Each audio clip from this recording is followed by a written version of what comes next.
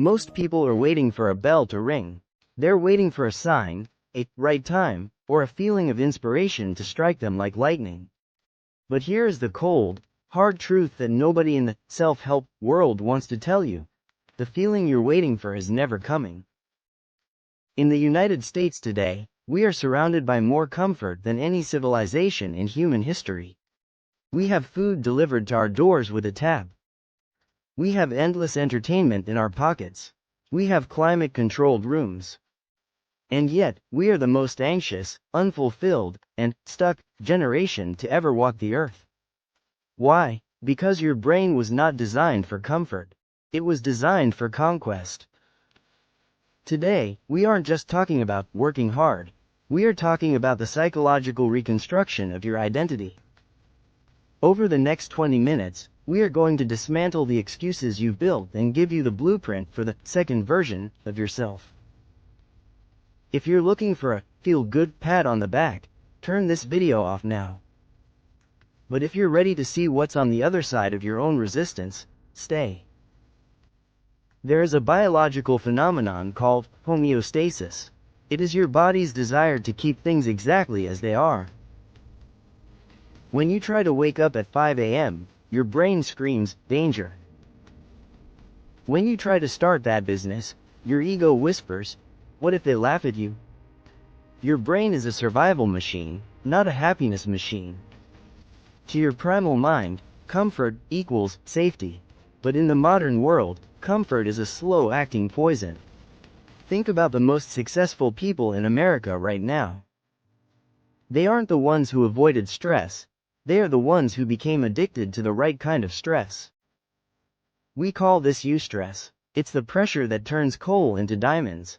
The average person spends 4 hours a day on social media. That's 28 hours a week. 1,456 hours a year. You aren't busy. You are distracted. You are being farmed for your attention by algorithms designed to keep you passive. To break out, you must recognize that your phone is either a tool for your empire or a shackle for your potential. Let's talk about the neuroplasticity of discipline. Every time you do something you don't want to do, you are physically thickening the white matter in your brain. You are building the prefrontal cortex, the seat of willpower. When you choose the salad over the burger, or the gym over the couch, you aren't just losing weight or gaining muscle. You are winning a war in your gray matter. You are telling your limbic system, the emotional, impulsive part of your brain, that you are the captain now. In the US, we love the overnight success story. We see the billionaire, the pro athlete, the viral creator, and we think they got lucky. But luck is just the residue of design. They didn't have a big break. They had 10,000 small wins when no one was watching. The 1% rule. If you get 1% better every day, you don't just get 365% better in a year. Because of compounding interest, you actually become 37 times better. That is the power of the boring, repetitive, mundane work that most people quit after 3 weeks. Most people fail because they try to change their results without changing their identity. If you say, I'm trying to quit smoking, you are still a smoker who is struggling. If you say, I am not a smoker, you have changed your identity. The goal isn't to run a marathon, the goal is to become a runner. What does your version 2.0 look like? How do they walk? How do they talk? Do they hit the snooze button 5 times? No, because a person of that caliber doesn't negotiate with themselves. You have to start acting like the person you want to become before you have the results. You have to act as if. This isn't fake it until you make it. This is believe it until you achieve it. The world responds to the energy you put out. If you walk into a room expecting to be ignored, you will be.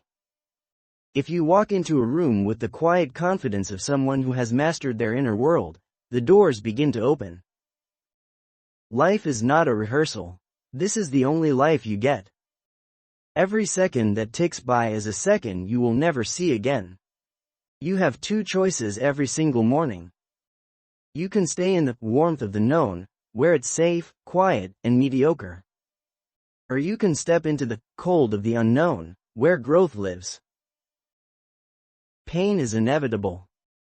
You can choose the pain of discipline, which weighs ounces, or you can choose the pain of regret, which weighs tons. Regret is the heaviest thing a human being can carry in old age. It is the ghost of the person you could have been, standing next to the person you became. Don't let that ghost haunt you. Your struggle is your greatest asset. If your life is hard right now, good. That means the forge is hot. You are being shaped, you are being tested. Don't pray for an easy life. Pray for the strength to endure a difficult one. Tomorrow morning, the sun will rise. The world will continue its frantic pace. You will have a choice. Will you fall back into the rhythm of the crowd? Or will you start building your empire, one brick, one habit, one breath at a time? The forge is open. It's time to work. If this message resonated with you, subscribe and join the 1%. We post every week to remind you who you really are. Now, get up and go get it.